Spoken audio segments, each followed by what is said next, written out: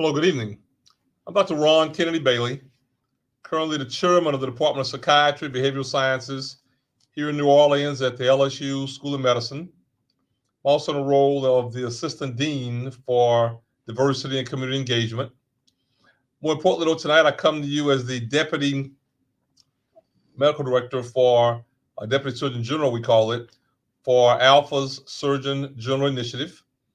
We've been operationalizing this healthcare podcast weekly for almost 3 years now. It's gone very successful under the able leadership of our Surgeon General, Brother Dr. Jeffrey Sterling from Fort Worth, Texas, internal medicine. And of course, we're thankful to our General President, Willis Lonzo III, Brother General President Willis Lonzo III, for initiating this idea and getting us started. The idea behind the Surgeon General Initiative, I think, is really threefold. First and foremost, to bring the issue of health and the health care of African American men, I think, into an element of consideration and priority, I think, for our entire community. I think, secondly, we also aim to identify really our theme of for brothers, by brothers. The reality is this really is geared toward members of Alpha Alpha Fraternity Incorporated. But the information, as you might imagine, very often, I think, extrapolates across larger groups of people, men, African American men. And third, I think sometimes, and most importantly, we really want to give a platform of exposure of their expertise and excellence to our members, African American physicians, social workers, psychologists, professionals in all areas. For me, in my area, those who specialize in the profession of mental health, to speak about who they are, what they do, how they help their patients, I think, in our communities. With that in mind, very excited tonight to have two outstanding Alpha brothers who've been on before. We need to get them on again regularly because they actually engage in, I think, very important work in our community. Brothers Melvin Hilton, Dr. Melvin Hilton, and brothers Darren Wright. I'll begin by introducing Brother Dr. Melvin Hinton. Melvin Hinton is the Chief of Mental Health for the State of Illinois Department of Correction. He pledged Kappa Chi Lambda chapter there and is currently the president there in Lake County, Illinois, pledged in fall of 2018. He also serves as the president of the International Association of Correctional and Forensic Psychologists. Welcome, Brother Melvin Hinton. How you doing, good man? Good afternoon, brother. Good afternoon, everyone. Excited to be here. Excited to be back with everyone and ready to have an exciting, kind of laid-back presentation on a very important topic.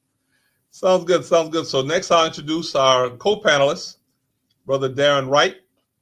Brother Darren Wright is an associate professor and director of practicum education at the Whitney M. Young School of Social Work at Clark Atlanta University there in Atlanta. Brother Wright pledged that Omicron Phi Lambda in the spring of 2020. And Brother Wright is a member of the NAACP chapter there in Newton County, Georgia. Brother Darren Wright. Greetings, everyone. And it's a pleasure to see you again, Brother Bailey and Brother Hinton, and to our listening audience on this beautiful evening, the day before the presidential debate. So we're going to keep it light on this important topic. So thanks for having us again. Right, I would just mention for our audience that, some people come to you from near and far. Some may be in the state of Louisiana like I am, and some may be, as I assume, Brother Melvin Hinton is in the state of Illinois. People who are what's called stateside, in the United States, the lower 48. Other brothers come to you from around the world. So you just know we bringing you highest quality. We go and find the quality for mental health wherever located. So Dr. Brother Wright, we thank you for going the hoops you have to go through to join us from a distance. Pray for your time there and pray for safe return when it's time for your return.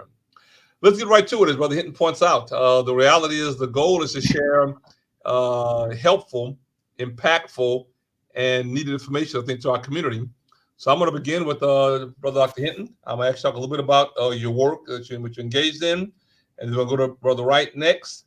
I think the theme of today's discussion will be far ranging. We want to talk in general about the issue of emotion, about emotional intelligence and emotional resilience, how people, men, African American men, deal with the stresses of our lives, how we manage them, how we recover from difficulty, and how we work together to move forward. Are some key themes I want you to kind of think about in today's discussion. Yeah, absolutely. So, brothers, and for everyone who's joining us, we're gonna focus in on emotional wellness today, and we're gonna talk about. We've got a slide presentation that Brother Dr. Wright and I are going to go through, and we're going to talk about the importance how achieving and maintaining emotional wellness really has a positive effect holistically on the individuals, not only from a mental health standpoint, but from a physical health standpoint, from a community standpoint, from a family standpoint, from an individual standpoint.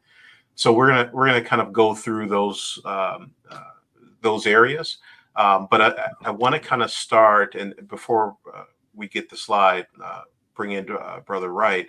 I want to make sure that everyone understands our goal is to really be kind of lighthearted with this discussion. When we talk about emotional wellness, this is something that any and everyone can achieve. It's attainable. It doesn't require any particular financial resources or mental health resources or any of that stuff. These are things that anyone can do and anyone can attain. And so I want to make sure that that is stressed throughout the presentation. I also want to stress it's summertime, at least here in the U.S. It's summertime. We want people to enjoy, the weather. It may be hot where you are. It may be cool. It may be raining. It may be sunny. It may be dusk or the evening. But we want you to enjoy your surroundings, and again, kind of touch on how just by doing that you're contributing to your emotional wellness. So, Brother Wright, anything before we get started? No, Brother Dr. Hinton, I think you shared a lot in terms of setting the tone and the tenor for tonight's discussion. It's not a presentation, it's not a workshop, but it's really a discussion, and I think you set the tone and the tenor, and I'd like you to continue on, and I'll jump in as needed. Absolutely. So we'll put the presentation up on the screen so folks can see where we're going. I think it's one of the pluses for talking about emotional wellness is we're really shifting away from talking about illnesses and disease and really focusing on prevention and kind of wellness promotion, which I think is super important. Starting off for everyone, there are lots of definitions and kind of ideals of what is emotional wellness. And I'm going to try not to read too much on the screen because folks can do that on their own. But we're going to start with the National Center of Emotional Wellness's definition. Emotional wellness is an awareness, an understanding, and acceptance of our feelings and the ability to navigate challenges and change. This is super important, and this is really going to be foundational for our entire presentation. The ability to navigate.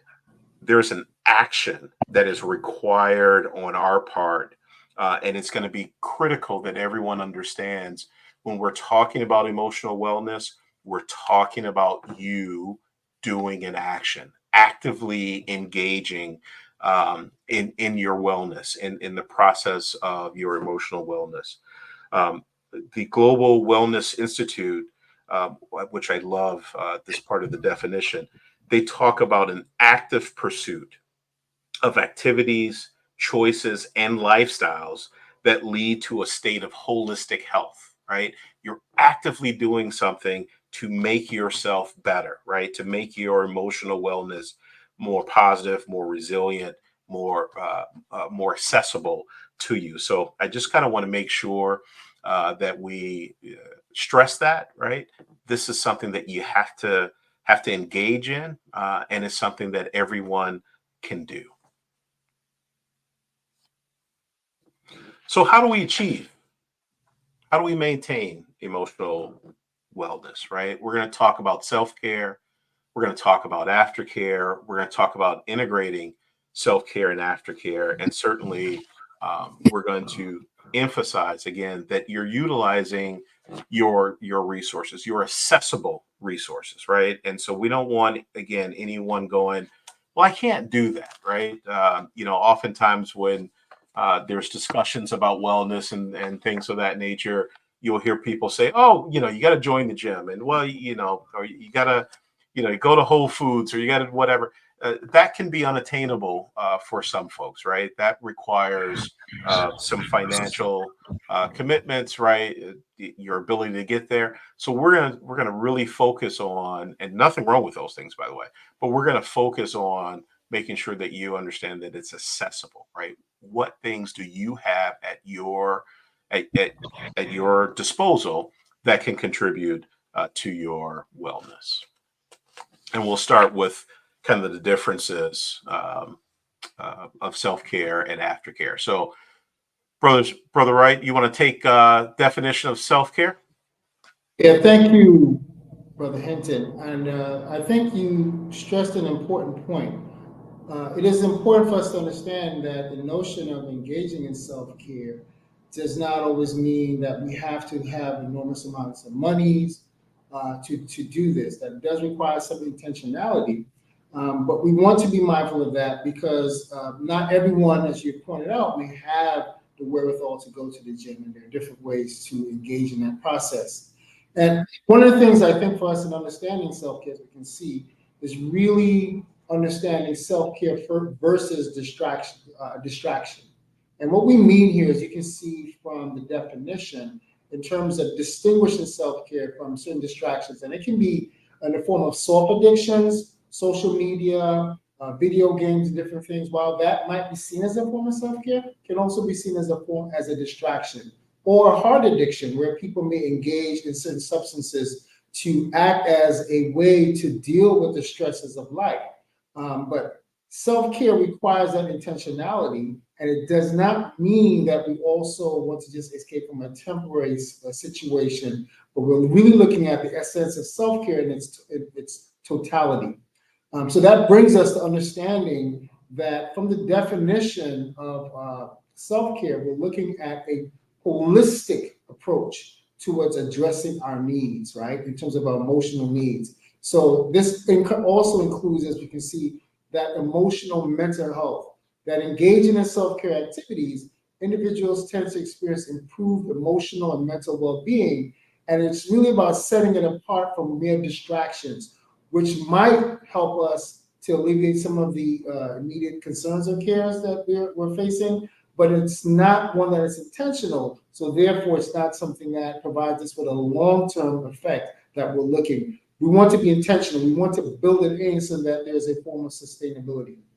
So clearly, self-care helps to reduce those vulnerabilities to unpleasant emotions, and clearly it enhances our overall feelings of well-being. So it becomes an essential component of our life. We're making this a holistic approach. Yeah, and I just think the examples of self-care here, I just want to again stress these are things that are accessible to everyone. Walking around the block is a way to promote self-care. Listening to music, right? Listening to soothing music in some cases is appropriate, right? Sitting outside. Again, we kind of talked about the time of year. Going to the park to sit outside, to be in nature, right? To feel that breeze on your face, to feel the sun, on your face. Those are things that's accessible to most everyone, and definitely meets that criteria of actively engaging in self-care. And before we move on, just to self-care versus distraction, there's a payoff to this, right? If you engage in the self-care, if you engage in emotional well-being, then you're creating resilience for yourself, right? You're creating an ability for you to cope well and handle additional stressors that inevitably are going to come in life, right? But if you have a well of emotional wellness already kind of stored, then when you're started to kind of tap into those stressful situations, then you're able to cope with them and deal with them a little bit better. Brother Henson, before we move on, because I think this is important from the standpoint, as we think about some of our listening audience may know it, but Maslow's hierarchy of needs, right?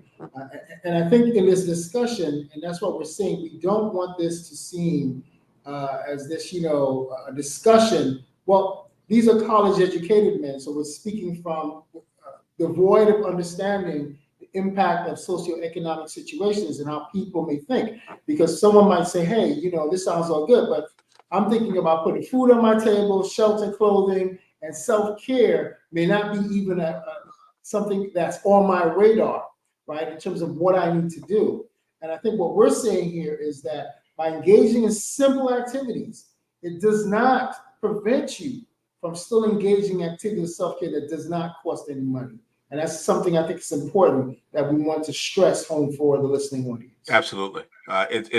It's how you're able to take care of those other things and we'll get to this kind of a little bit later on in our presentation, but you're putting stock in yourself. You're making yourself just as important as those other needs that are extremely important. But you can't take care of food on the table. You can't take care of those basic needs if you're broken down, right? You got to be healthy in order to deal with those things. So yeah, we'll definitely talk about that. Go ahead, Brother Wright. No, I agree. Next slide. Yep, it's up. Self-care versus distraction. Okay. So I think we kind of touched on this. So we talked about, this is what I talked about in terms of distractions are sometimes seen as can be in the form of soft addictions, as we talked about, in terms of social media and so forth, or hard addictions in terms of different types of substances, right? Whether it's alcohol or other forms of marijuana or different things of that nature. Some people might say, hey, that's my form of self-care. Right, but what we're saying is oftentimes this can be a temporary fix, and we want to build capacity, as you talked about, investing in self, being intentional, and understanding that these habits that you're building are actually habits for the long run, the longevity of your being, right? That you are investing in self, you are centering yourself as most important, even in spite of what's going on around you. And that's important that we understand self-care versus distraction. And so types of self-care. There are three types. As you can see, physical self-care, emotional self-care, and social and spiritual self-care. And again, this is a holistic part, and I think this is important that as we define self-care, that we are bringing this into understanding these realms and how they all are integrated and intersect with each other, and they're important to our overall health and well-being, right? So we talked about physical activities, staying hydrated, eating foods that are nutritious. It doesn't mean that you have to have a membership at Whole Food in order to do that. There are different ways that we can find to eat nutritious meals. Sleep, adequate sleep. We can't say to you how important that is. And there's enough studies that show that individuals who do not get enough sleep, they're less effective in all areas of life, right? We talked about exercise. This doesn't mean joining the gym. It can be walking around the park. There are different things that you can do in your home that would meet the criteria of physical self-care. And emotional self-care, again, practices that just support your emotional well-being. While therapy is listed here, there are other things that we can engage in. There's mindfulness meditation, just sitting, just relaxing, just looking at what occurred throughout this day and what does this mean for me. One of the most difficult exercises that I've done in terms of emotional self-care was just sitting silently and just trying for about 2 minutes just not to think about anything, just trying not to let any thoughts into my mind. And I can't tell you how difficult that is. Why? Because we live in this hyper fast environment. We live in a world setting where information is coming at us 24/7 all the time. We have information at our fingertips, but sometimes just putting down social media and other things and just centering ourselves in ourselves. And that's a good way to engage in emotional self-care. Super. And finally, Brother Roy, if I can jump in there, I think that's super important point about that emotional self-care. And I just kind of want to point out, a couple things and examples that people can do. Again, investing in yourself, taking a longer shower, taking a bath, right? Finding time to relax, put yourself in a state of relaxation where you can start to reflect, as you said, to be present, even to be reflective on what has happened, but to do so in a way that you are kind of calm and relaxed, pampering yourself, making sure, if you're, bald like I am, right? Making sure that you're taking time, to cut your hair, right? To do those things that are important. If you're, into getting your nails manicured, or cleaning your nails, whatever the case is, you're investing in yourself, right? You're taking a little bit of time to have nurture and comfort yourself. That increases that well-being. absolutely. Well said. And finally, that social and spiritual self-care. And again, finding connection with things that matter most, with friends and families and loved ones that bring you joy and that you can bring joy to them as well. I think it's important. It's a part of that being a social being, living in the social environment, a human being in their environment. And obviously, spirituality, whatever that means for you. Not saying that one needs to go to church. If it's a church, it's fine. If you're a Muslim and mosque brings you that, or if you practice any other non-traditional, other religious or spiritual outlooks that are not part of what is considered the traditional ways of worshiping, whatever brings joy and relaxation for you and a peace of mind, and something that helps you to reflect on and make sense of the world that we live in, it's important for us to engage in those practices. Brother Hinton, what I see here is that all three of these, we are talking about a sense of intentionality. Absolutely. And I think here, particularly with this kind of social networking, whether social and spiritual networking, this is where you have to be honest with yourself, right? Don't don't engage with social folks that's stressing you out, right? That's not the point here. So you need to be intentional about who's going to be a part of this self-care network, right? If folks are around you that are stressing you out, you need to find some folks that's not going to stress you out, right? Some folks that are going to help you with this type of self-care. And again, when you do that, then when you have to go back and engage with those folks that may have been maybe stressing you out or causing some grief, you're better able to deal with that, right? You're dealing with it from a place where you have more resources, more emotional resources to kind of deal with, okay, how do I navigate through that process? So just want to point that out. So definitions of aftercare, brother, right? So in terms of, as we look at, we talked about self-care, and earlier you talked about aftercare, and that, what do we mean by that? And as you can see, as we look at aftercare, it is that reactive strategy, and it involves strategies, obviously, that individuals implement to cope with these stresses and challenges after they have occurred, and they serving as a reactionary approach to maintaining one's well-being. So again, there is that intentionality, and there's this understanding that this is an approach to sustain what you've begun in terms of those self-care practices. And here again, we see in terms of post-treatment support.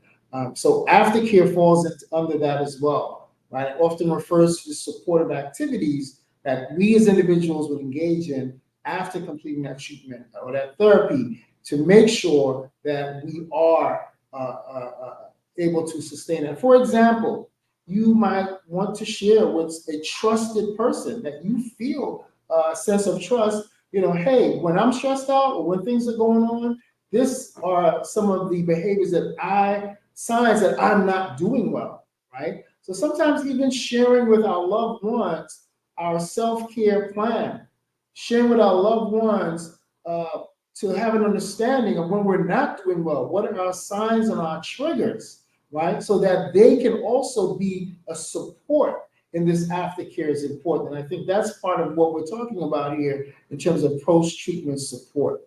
And as you can see, go ahead. Yeah, and again, I hope everyone's kind of seeing how we're tying things in, right? You're building a positive social network so that you have people who can kind of go, hey, something's not quite right. You're building something that's sustainable, something that you are intentionally improving and maintaining, in terms of your emotional wellness.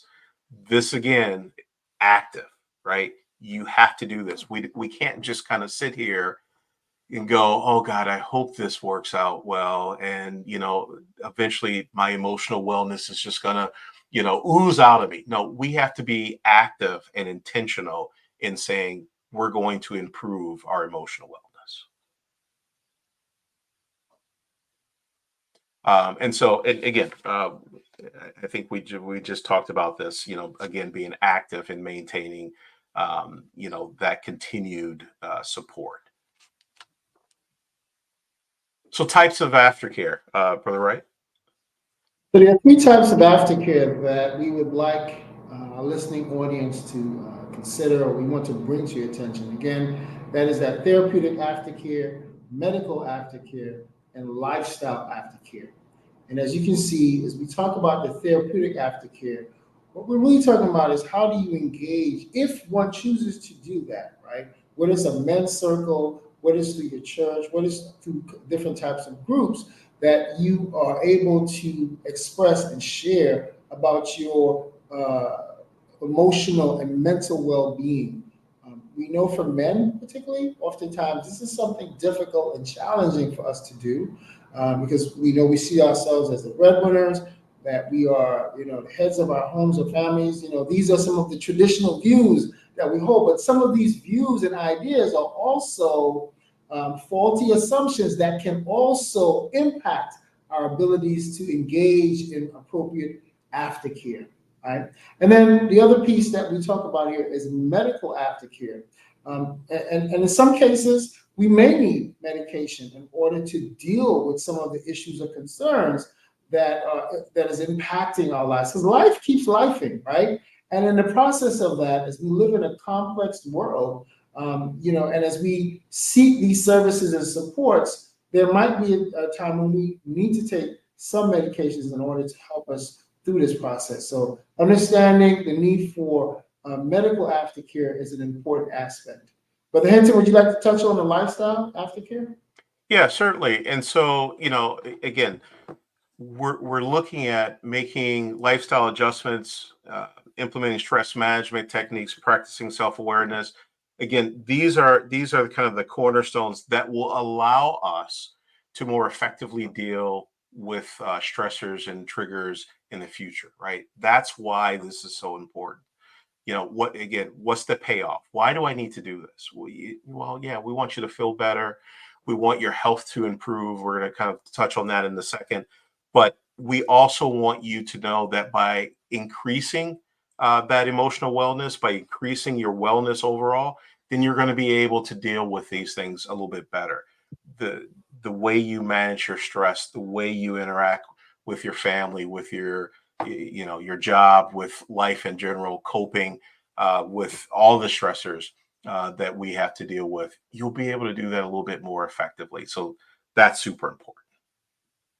Yeah, I agree with you.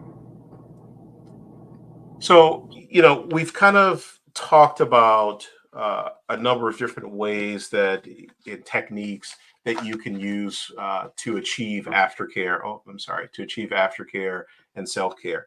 I want to kind of touch on the importance of balance, right? Too much of anything can kind of get us off kilter, right? We want that balance. We want to make sure that we're utilizing our time, our resources, and our strategies effectively, right? What can we do that are kind of complementary to balancing self-care and aftercare?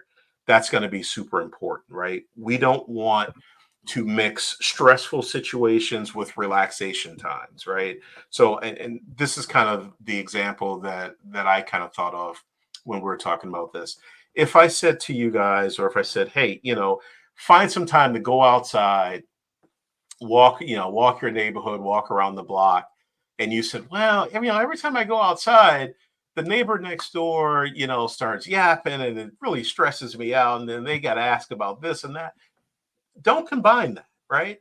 Don't say then, oh, I got to stay in the house, but then say, you know what? I'm going to go outside for my relaxation time. I'm going to walk up and down the block, or I'm going to walk around the block, whatever. But when I walk out, I'm going to put my earbuds on. I'm going to put some headphones on. I'm going to put the phone up to my ear or something so that I can walk past the neighbor, and instead of them going, oh, hey, then I can go, I'm doing something. I'll be back, right? Make sure that you're utilizing your time effectively, that you're utilizing your resources effectively. That's the point here. Achieving some balance, making sure that you're investing in yourself.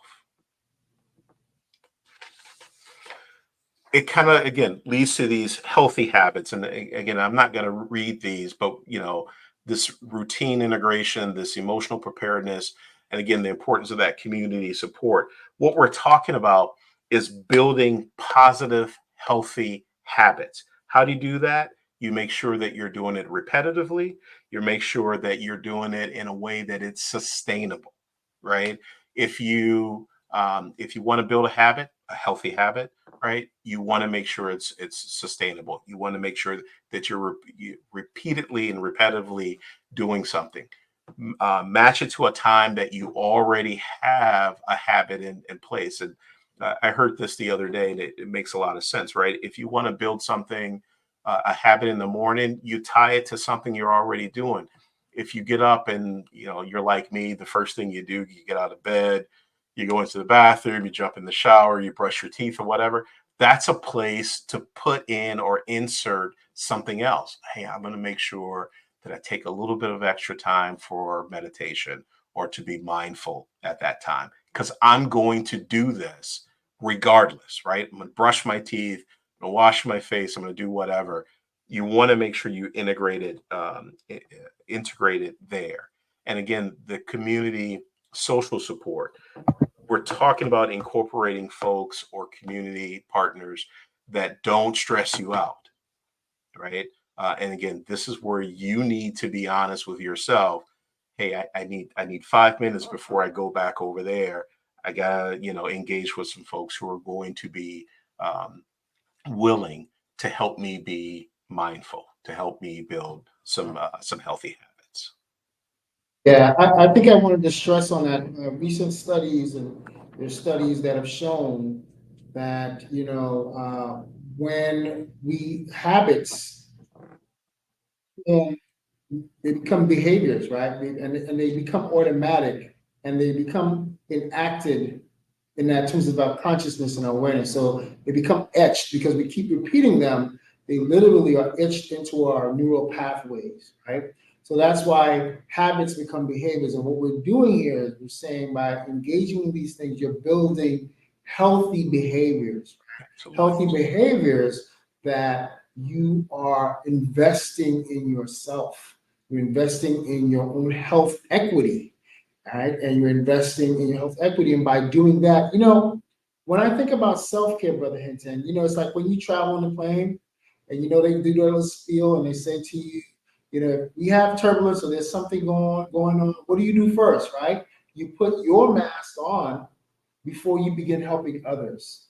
And basically, this is what we're saying. Before you can help others, you have to address self, right? And then you are able to provide the type of support and love to your immediate family and loved ones because you've now built the behaviors that you can now share with others in terms of being self-care.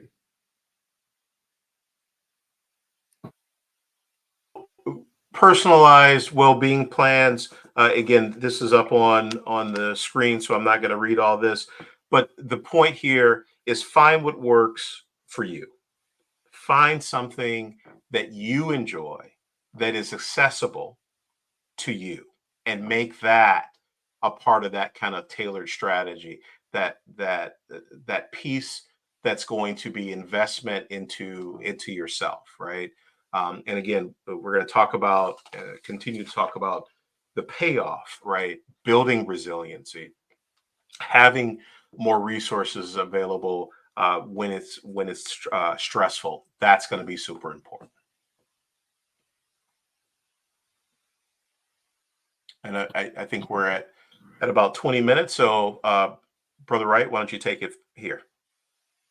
So we spent the first part of our discussion speaking in a very universalistic manner. That is to say, we talked about self-care and aftercare and why this is important to all people, right? Uh, However, we understand within the North American context and other societies where there is still issues around environmental factors, social determinants of health that impact individuals' health, this is extremely important to Black, Indigenous, and people of color, right? The acronym BIPOC populations, right? So it is important that for Black men, for several reasons, and we're going to talk about 7 reasons why it's important, this encompassing mental, physical, and emotional well-being. We want to talk about some key points to consider as we talk about self-care. Next slide.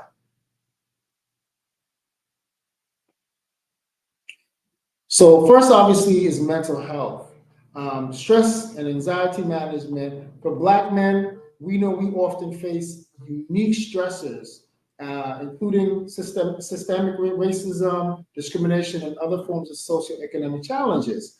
And even though we're college-educated men, we're men that are doing well, we're deans, we're associate deans, the reality is, given a North American context, we cannot overlook the realities of systemic racism and oppression and the impact that has had on us as African American men. From a historical standpoint, we talk about historical trauma, residual trauma, and ongoing trauma. So it is important that we understand the implications for this, and that's why it's important as we think about self-care that mental health is at the forefront of understanding this. Depression, PTSD, Dr. Hinton. Yeah, I think just to hammer on that point, and I wish I could highlight this, but that self-care practices can help manage these stressors, right? Again, that's the payoff, everybody. That's the payoff, right? We already know, particularly as Black males, we got to deal with a lot, right? Home, work, society, what have you.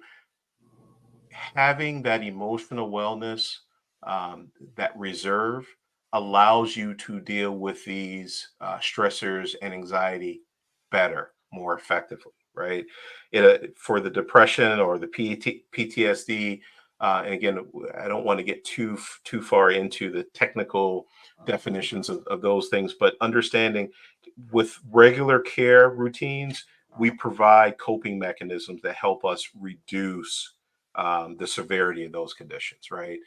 By having better wellness, better emotional wellness, you're able to deal with these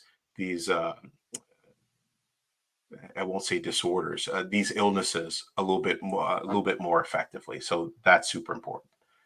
The impact of physical health, right? And I'm sure Dr. Bailey will talk about this in the question and answer period a little bit more. But if we have good emotional wellness, we can help. We can actually mitigate, or positively impact the risk to chronic illnesses, right? For as Black men, we're already susceptible on a genetic level to, hypertension, diabetes, heart disease, things of that nature. That's routinely in our environment as Black men.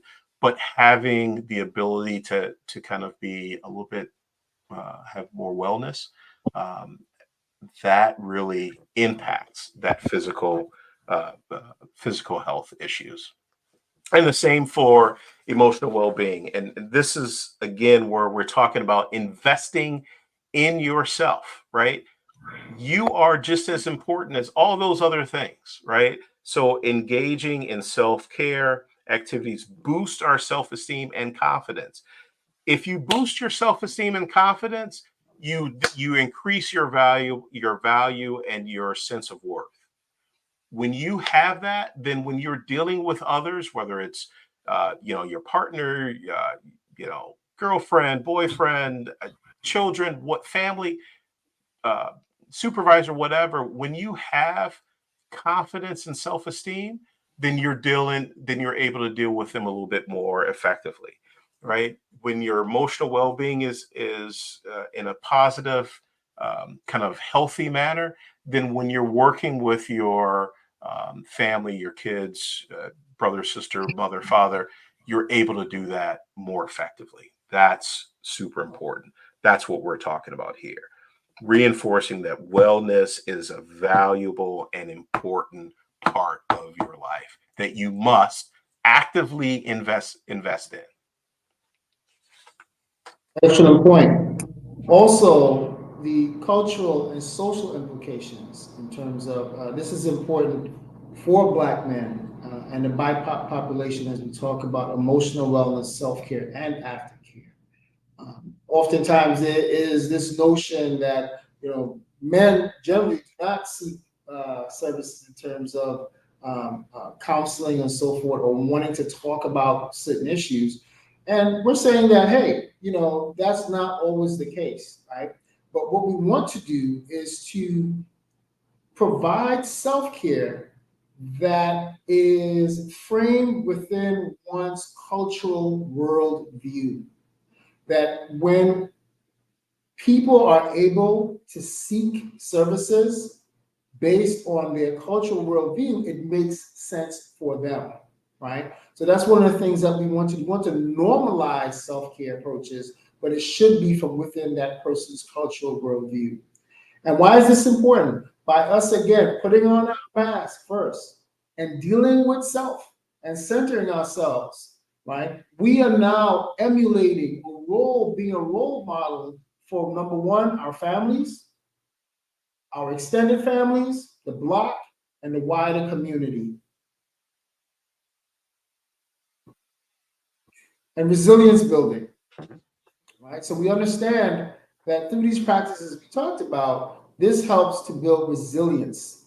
Resilience because we're always going to be faced with challenges in life, right? We're always going to be faced with challenges in life, but through this process, we are also building up resilience so that when we are faced with challenging moments, we know how best to handle that. So this helps with our coping mechanisms. And we see self-care activities, as we talked about earlier, help to do that and build resilience in Black men. And it's a form of empowerment, right? So by taking control of our health and well-being, by being proactive, by being intentional, we are exercising a sense of autonomy. We're exercising a sense of autonomy to deal with those social determinants that we talked about to help, for one's healthcare. Because as we've shared before, these unique circumstances that we often find ourselves within the North American context, it is important that we cannot overlook that and its implications for Black men and the BIPOC population. And finally, professional academic success. When Black men are engaged and fully engaged in their emotional wellness, studies have shown that this leads to a higher level of productivity and focus, right? So good mental and physical health, getting enough sleep, being emotionally grounded, connected with one's community, as all the things we talked about, this shows that individuals have greater outcomes as it relates to their professional and academic success. Dr. Hinton. Yep. And then finally, again, the importance of that community impact. No different than when we talked about the importance of that social network. When we're better, when we have good wellness, it impacts our entire community, right? Individuals practice self-care, they contribute to their overall health. The empowerment of Black men can be pillars of strength, leadership, and support within their communities. You are setting an example, setting an example for your children, setting an example for your family, setting an example for your community. So if you practice, actively engage, be purposeful about your well-being and the importance of yourself, other people will go, oh, that must be important. I should do that too, right? Look at him. He is, able to cope with stress a little bit better, able to deal with things much more effectively. I want some of that, right? How do I get some of that? And then they start kind of emulating those things. So that's the conclusion, right? Self-care for Black men is just as important, just as beneficial to society as it is to the self, right? Building that emotional well-being addresses that mental, physical, emotional health needs, that builds resilience, breaks down those harmful stigmas, and fosters stronger, healthier communities. We set the tone. We set the tone. We traditionally have set the tone.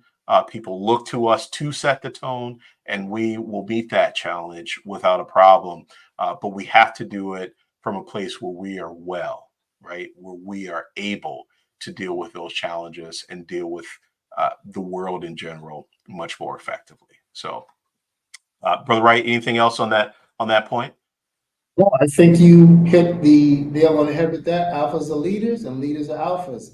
And we lead by setting the tone in terms of understanding the importance of self-care and sharing that first with our families, our extended families, the block, and the wider community.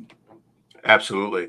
And so I've got just our references up here, and Brother Bailey will be coming back in a second, facilitate some questions and answers. But I wanted to make sure people understood and able to see where we got some information and share that with folks, and happy to do so. So that's our slide presentation. We're happy to field some questions if Brother Bailey is available. And I will check the chat and see if we have any there in our last couple of minutes.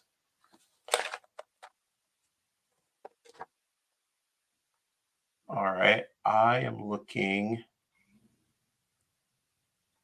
in the comments. I don't see. Oh, I see a couple of good brothers in the comments, but I don't have any questions. But Brother Wright, maybe just a couple that we kind of talked about. Are there other things that you have seen that people can do to kind of promote that emotional wellness? Things that folks can do at home that are, again, accessible. Yeah, as I shared earlier, I'm a big proponent of just engaging in it's even a minute or two of just turning things off, social media, just disengaging, because our brain is a huge, wonderful, amazing computer, right? And we take in all this information. We're constantly being bombarded with so much information. What's going on in the world, social media, Instagram, TikTok, you name it, right? And just putting that down just for a minute or two and just engaging in an exercise of either mindfulness meditation, where you are just focusing on you, or just trying to not focus on anything. And that's so difficult, because so many things come into your mind. You're thinking, did I pay the bill? Did I do this? Did I do that? And then you begin to see just how much we allow the wider world to just control our very narrative, that we're never resting this amazing brain, right, in this process of self-care. So I encourage people to engage in the process of mindfulness meditation. It doesn't take more than a minute or two. either in the morning or in the day when you get off from work, but just finding that time just to rest your nuance, just to rest who you are and reset yourself before engaging in those activities again. Yeah, it's not only about being present, right? Being mindful, but it's also about you building tolerance to yourself. Can you sit with yourself? Can you sit with yourself in silence, or are you like, oh, this is uncomfortable, right? Uncomfortable, uncomfortable with you. That's what you're uncomfortable with. Then you got to kind of work towards that, right? And so, really doing that and being purposeful about that. Sometimes there are times if I'm leaving the office, I will drive home and turn the radio off, just sit in the car, right? Just to kind of get myself kind of centered, ready for the next chapter of of the day, right? Got to go home, engage with the wife, engage with my son, things of that nature, and I want to be able to do that in a way where I am kind of calm, ready to see what's happened, ready to respond in appropriate ways. So be purposeful with that. I see Dr. Bailey has joined us. Well, absolutely. Didn't want to interrupt you guys. When you guys started, boy, you hit the ground running. I thought it was a Kentucky Derby, boy. You were just hitting all of the high points. Let me begin by ensuring that in my introduction, I acknowledge that we have Brother Dr. Melvin Hinton, Illinois, and we have Brother Dr. Darren Wright in Atlanta, Georgia. If I didn't say that earlier, I apologize. I'll make sure I give all my brothers all their due. I know how hard it is to get these PhDs and these MDs and these DDSs and the like. So we got to make sure we acknowledge that fully well. A lot of respect, much respect, and much love to both you brothers and you as Dr. Wright. So I made that. I wrote down 4 talking points. I just kind of want to give you a chance to, if you want to make any additional elaboration on, if you will. But certainly, what I got a lot out of it. The reality is, many of us, maybe like myself, thought you were talking to me in these discussions. High stress lives, too many demands, trying to get these PhDs and these social work degrees and MDs and law degrees and the like or whatever, just trying to be a brother, being in fraternity. Every now and then there's some challenges that pop up that you may not have expected. There's some difficulties being the president of a local chapter, as Brother Hinton is. Every now and then there's some challenges that come with that. My 4 thoughts were, one, you made the comment about how stress does impact your physical well-being. It can raise your diabetes out of control. It can heighten your high blood pressure. You may be on more medicines than you needed to be in the past because of such. It can worsen, I think, your acclimation to pain if you're having a painful diathesis. So huge issues in the physical domain that I think what we do as mental health professionals really matters. I also kind of wrote down this issue about there's been an active process. Wellness is a proactive, hands-on, tangible thing that you do. And I thought, Brother Hinton, you made that point remarkably clear and with a lot of erudite comments, because the truth is, it's not passive. You don't only just rest. It's an active process to take your cut your radio off when you're driving home and sit in your car and collect yourself, or decide to get things organized before you engage with your wife or your family or what have you, because oftentimes it brings stress from work to home and that type of thing. Third, I thought that Brother Wright made a remarkable important point. This issue about resistance building or resilience building. It's incremental. You don't just do one thing. If it doesn't work, you stop or you quit. You stay with it. And you keep putting, like you put gas in your tank to grow. If you take a long drive, you fill your tank up and you go a portion of the way. You stop before you tank up again and go another portion of the way. The empty tank is not indicative that you failed. It's just indicative that you're a portion of the way there, and you got to fill up again. Different things. For some people, it's going to church and praying. For some people, it's reading. For some folks, it's going to frat meeting and being around your bros and getting some positive support in that regard. There are folks who play music and people who read all kinds of things. But the reality is, we have to kind of keep refueling our tank. I heard that mentioned, I think, loud and clear, Brother Wright, and I appreciated it. And the final point I want you guys to kind of comment on this issue about health being a community endeavor. For you to take care of yourself means a lot for those in your immediate environment, in your nuclear family who lives in the same house with you, spouse or significant other or kids or relatives or extended family, and then others you engage with, and then others who I think you have an influence on and can give some advice to.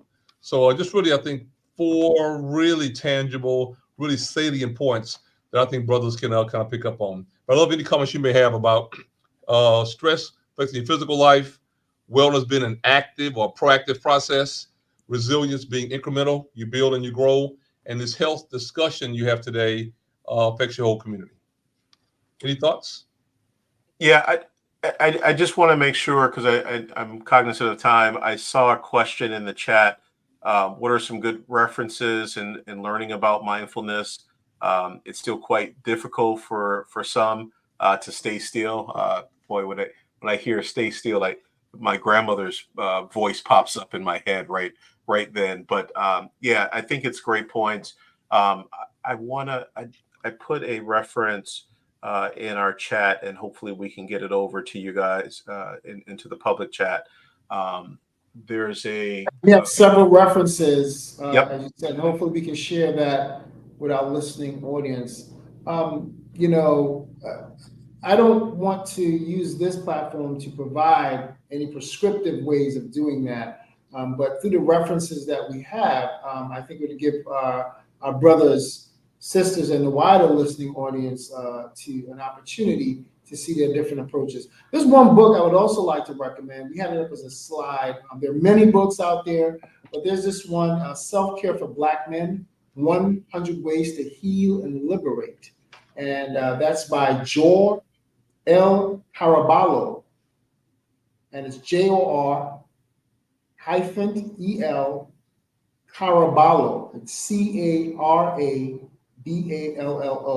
Self-Care for Black Men, 100 Ways to Heal and Liberate. Why do I like that? Because it's a workbook. It's not just a book where he's, providing all this information and it's all, theoretical things, but it's interactive and it's asking you to participate in this process so that you can define these realities for yourself and come up with strategies and approaches. And I think Brother Bailey and Brother Hinton, this aligns with what we're talking about in terms of self-empowerment.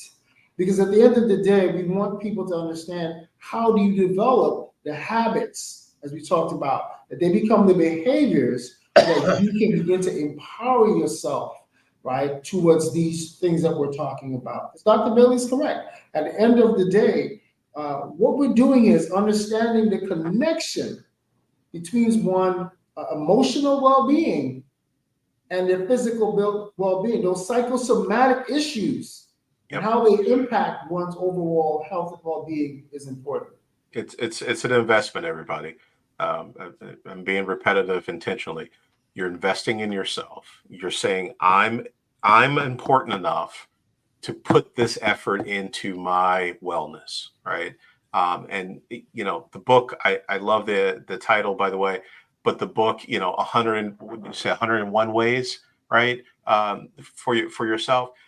There's an intentionality behind that, right? Because 5 of those ways may not work well for you, but that's okay. You tailor it to what works for you so that you can then have it to be sustainable and something that you can use as being accessible, right? Building those healthy habits. That's the key. Well, I also say that I think that one of the challenges that some individuals find themselves befuddled with is peer pressure. That when they finally do acknowledge that there's a challenge in their life, there's stress, there's difficulty, that their normative defense mechanisms and emotional resiliency, we'll call it, isn't quite apt to handle it. It's overwhelming their stressors, their defenses. Maybe they begin to drink too much. Maybe they begin to drive too fast. Maybe they begin not to sleep very well. Maybe they begin to be a little bit more irritable and anxious and snap back at people too quickly. That can cause trouble in your personal life and your professional life, with your friends and otherwise. And there's a general sense, I think, of just not being at peace.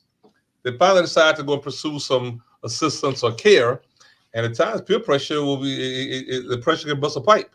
folks will kind of make fun of you or say that if you were stronger, or in some settings better with God, you wouldn't need mental health or the like, that kind of business.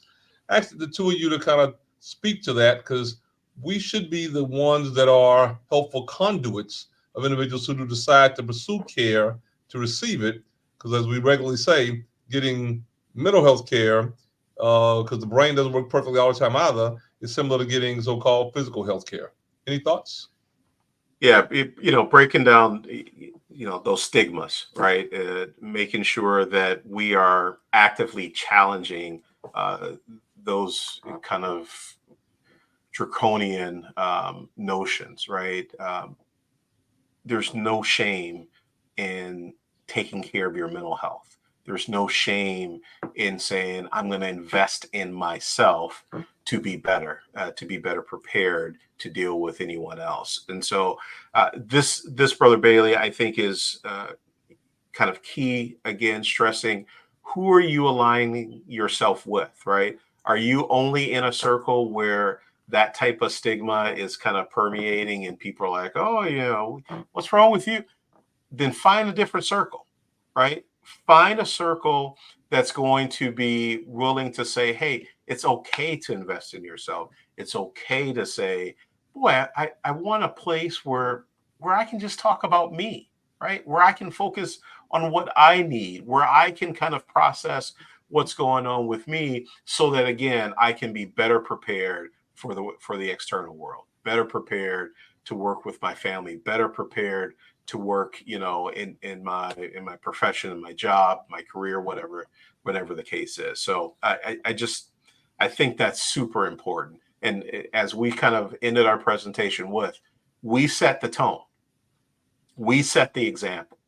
So if you're feeding into that nonsense, then you're displaying and showing others that must be the way to go. We set the tone. We don't march to other drums. We set it, and we say investing in yourself, that's worthwhile. I agree with you, and what Dr. Bailey has mentioned before is what we talked about earlier in terms of self-care versus distraction. And Dr. Bailey, you mentioned the distractions, right? Those hard addictions and soft addictions, right? Where one engages in self-destructive behavior, or they're engaging in, drinking too much.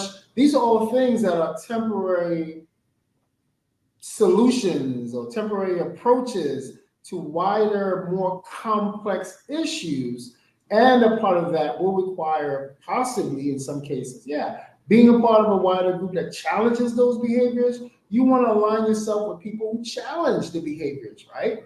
And help you to understand, you have to move in a different direction. And you're right, we have to challenge those draconian, outdated ways of thinking about men, and particularly Black men, seeking help, services, counseling, therapy, that somehow that means you're weak or you're not, those are outdated modes of thinking. And we require a new growth mindset and understanding that when we're talking about health, we're talking about a holistic approach, as we talked about, mental, spiritual, physical, social, spiritual well-being, that this is all tied into our overall health and well-being. Another issue that also kind of comes to mind, I think, for me, and want to imagine for our audience as well, is appreciating when do you go to, and who do you go to see. Early in my career, did some work with EAP, and I was always struck by the challenge that some have if the job tells them to go for care because they're having functional problems at work, and they may not be able to continue without being sanctioned, including up to losing their job, versus trying to go for care that they choose on their own. I've always thought that culturally competent care matters. Someone that might choose a Dr. Hinton because you have something in common with them, whether you're their frat brother or not, whether you're a man or they're a man. I've had that scenario. For some people, it's language. It certainly can be a race or ethnicity or religion or culture. Huge issues that I think are very relevant. Brother Dr. Wright talked about being in Atlanta early, and Atlanta can be a great place for professional African Americans, much more so than many places around the country where there's a small AA population, Idaho and Montana, and many other places where there's a population of African Americans with not nearly, I think, the full-bred, positivity and success, financially, academically, and otherwise, as a place like Atlanta, which is just a mecca for high quality academic success. So knowing that these issues are confidential also matters, and knowing that I think they can probably see you for a few visits and not lifetime, and that it's a problem that can never be fixed overall, are messages that I often try to share with people early so that maybe they will listen to us and not quickly have disdain or brush us off because of all that. I thought Brother Hinton said earlier, a lot of the stigma. Any thoughts about what that's like in Atlanta, particularly Dr. Wright, and getting young men in for care? There are a couple of things, as I mentioned before, in one of the slides that we were talking, what is important to Black, Indigenous, and people of color. And one of that, obviously, is ensuring that we have culturally responsive services. And for me, culturally responsive services is one, it is crouched in cultural humility, and that it understands that interventions are tailored to be culturally responsive, and it involves adapting those therapeutic approaches and communication styles and assessment tools that aligns with the client's cultural context. That is very important. Secondly, it is understanding that we approach people from a strength-based perspective. And for me, that is looking at people's strengths, right? So if someone shows up for therapy, we don't see that as a weakness. That is a strength. Man, that took a lot for you to get here. So we begin to look at, assess people from their strengths, their capacities, their potentials, what they can do, not their inadequacies, and build on that. So for me, in any approach that we're dealing with, Dr. Bailey, it is encroached within a culturally responsive approach that is tempered with cultural humility and strength-based. We talk a little bit about cultural competence. Could you talk a little bit to the audience, Dr. Hinton, otherwise, about what that kind of means and what they should be thinking about? Because I like to always make sure people realize that it doesn't always have to be a perfect racial match, black and Hispanic for Hispanic alike, but being culturally competent probably can be something that matters, I think, to some people who may need care. Yeah, and I really think there's probably 2 points there.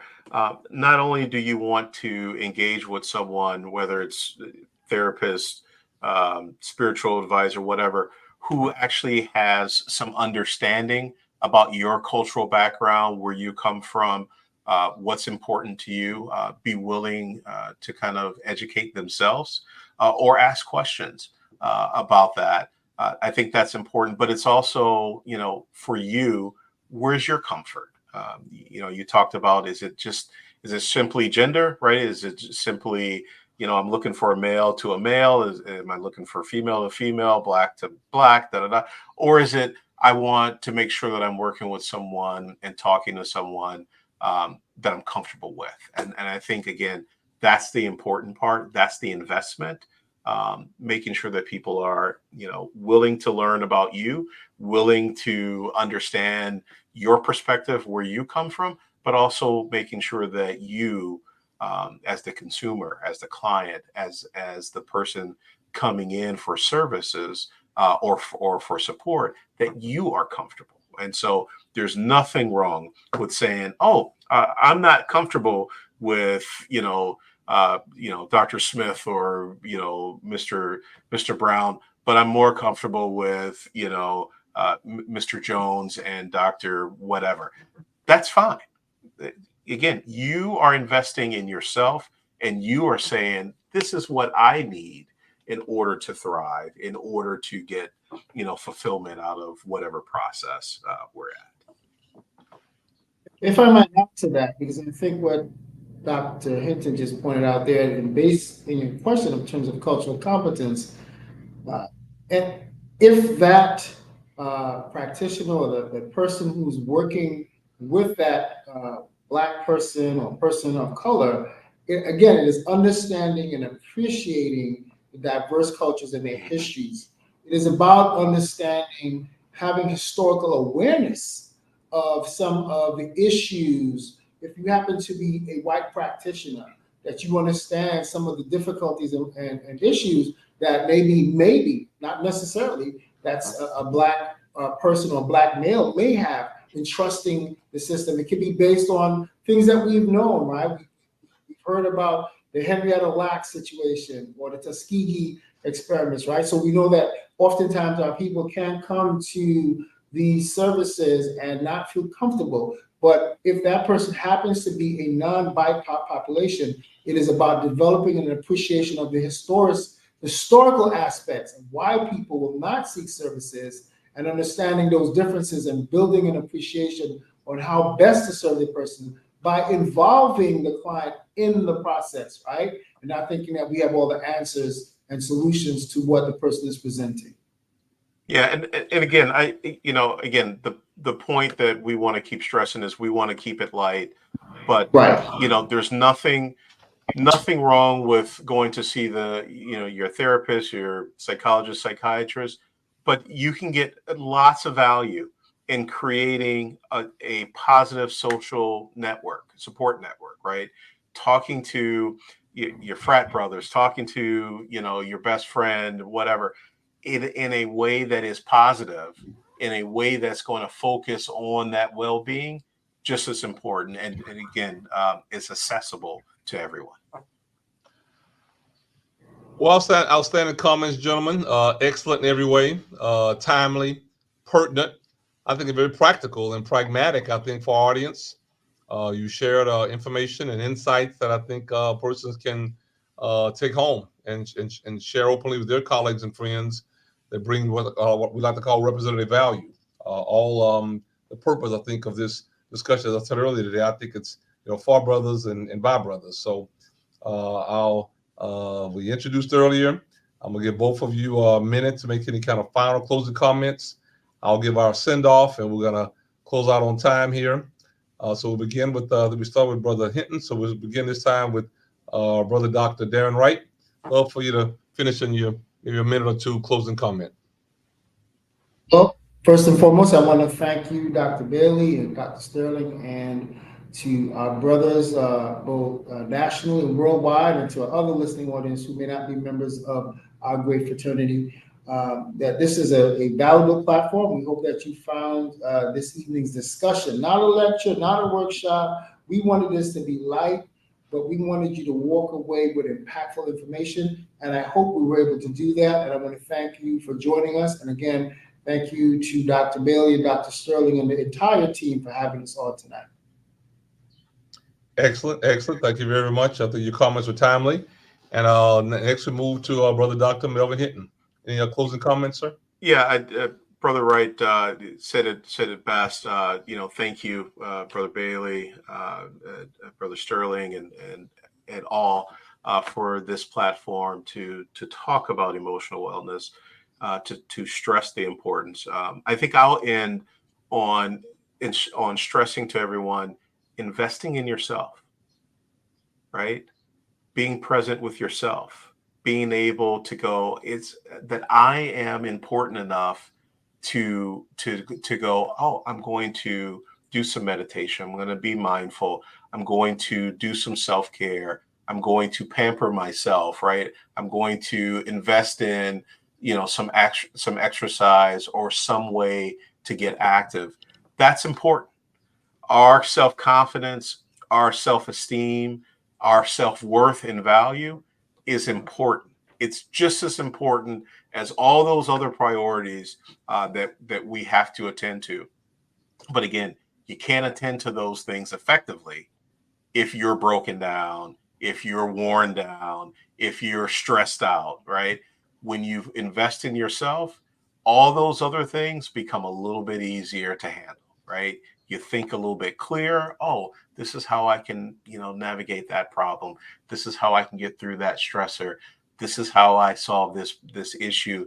This is how I interact more effectively with, my family or, my environment. It's that important, everyone. So again, something that is sustainable, something that is accessible, and something that you are willing to invest in. Wonderful comments. So again, on behalf of our outstanding General President, Willis Lonzo III, Dr. Willis Lonzo III, and our outstanding Surgeon General of Alpha Fraternity, Dr. Brother Jeff Sterling. I want to thank both of you, our brothers Wright and brothers Hinton, for outstanding comments, timely topic today, emotional wellness. And I thought you really did a great job making it practical and pragmatic for our audience. So appreciate you being on tonight, supporting, I think, our initiative and continuing, I think, to be good brothers in Alpha here as we move forward. Thanks for all your work tonight. We thank everybody for the support, Justice and his group. A5.